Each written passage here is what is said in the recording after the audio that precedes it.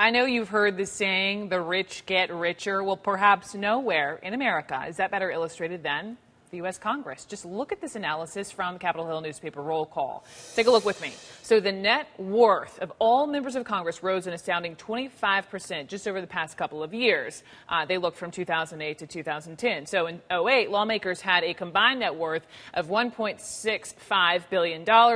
Fast forward 2 years, that figure surpassed the $2 billion mark. Roll Call also found that 40% of Congress, that's 219 members, they're millionaires. That is an average net worth of $3.8 million per lawmaker. So by any measure, most members of Congress are far wealthier than, say, your typical American. So let's bring in the guy who helped crunch some of these numbers, Roll Call's investigative editor, Paul Singer. Paul, nice to have you on. Obviously, we all read your article. And I just first have to ask, how'd you get the numbers? How did Roll Call crunch these numbers? And then also, according to your article, the numbers are an underestimate, correct?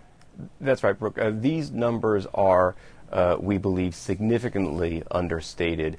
We take the numbers directly from the financial disclosure forms that members of Congress are required to produce every year. We basically just run through them all and add them up. It is a tedious process. But all of those forms use ranges of categories. So something could be worth between $1 and $5 million. We can only count it as being worth $1 million, even if it's worth $4 million. And there's a bunch of stuff they leave off the forms entirely. This doesn't include their homes, for instance. Okay, so, but we'll go with the numbers that you have, the official numbers. And they are the best we can get. The best you can get. And I do have to ask also, were these particular members of Congress, were they affluent before they held office?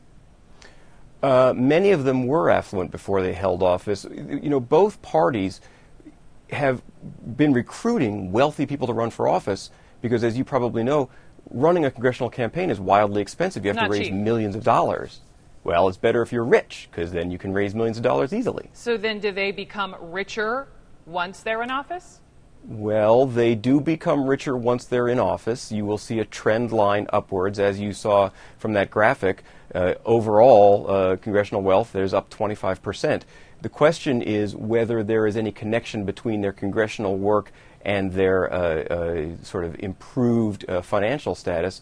We have never been able to prove that any individual member of Congress has done something to enrich themselves, but they sure get richer while they're in office. Be more specific, Paul. What are you talking about? Well, like I said, we've never been able to prove that any member of Congress took a vote that helped them get richer. Right. But what we do see is that they do get richer, and they vote on stuff all the time that relates to some of their investments. There's no rule against that. We can't really prove that anybody is cheating to make themselves rich. Here's where I'm curious, because we've been covering a lot about Occupy Wall Street, right, and these protests, and saying that they are the 99%, that America's wealth is really concentrated in this elite few. And I'm just curious, what kind of feedback you've gotten from your readers from this article? Well, a lot of people were upset by our finding that Congress is up to $2 billion.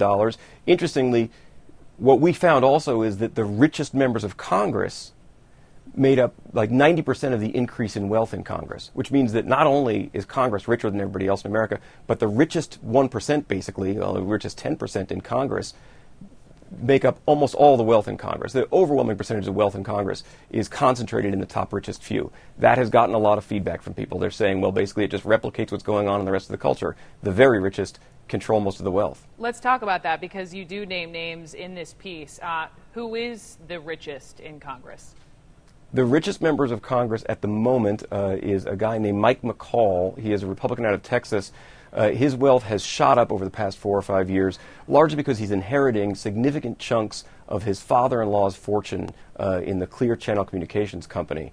But again, this is the minimum. He's worth at least $294 million. That's a minimum. But then on the flip we don't side, know what but then on the flip side, we're juxtaposing, if you look at the graphic, I don't know if you have a TV in front of you, but we're juxtaposing that with a guy who's, I guess, negative $2.1 million. Well, Alcee Hastings carries on his disclosure form, he reports that he's got about $2 million worth of legal fees from a 20-year-old legal case. That counts against and wipes out all of his assets. He's worth basically negative $2 million. Wow. Well, Paul Singer, we appreciate you all crunching the numbers over at Roll Call and sharing some of your findings with us here at CNN. I appreciate it. Come back. Thanks for having us on, Brooke. I really appreciate it. Thank you so much. The battle between